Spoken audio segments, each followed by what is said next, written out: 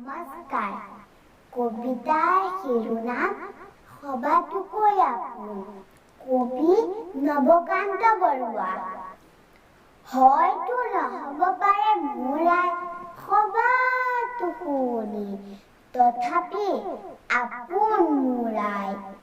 গছ লতা ফুলে ভৰা এইখন ধুনীয়া ধৰণী, তেৱে মোক দিলে ইজনাই। হয়তো নহ'ব পাৰে মোৰ দেশ সবাতো চহকী, তথাপি আপোন মোৰ দেশ। ইয়াৰ নগৰ গাঁও জান-জুৰি প্ৰাণৰ চিনাকি, যাৰ নাই মহিমাৰ দেশ। হয়তো নহ'ব পাৰে মোৰ ভাষা সবাতো সুৰীয়া, তথাপি আপোন মোৰ ভাষা।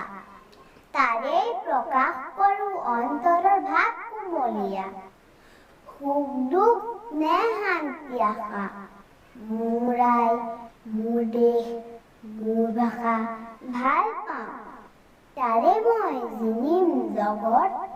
সুবিশাল পৃথিৱীৰ হাতে হাতে ধৰা ধৰিকৈ খোজ দিম সবাৰে লগত। নমস্কাৰ।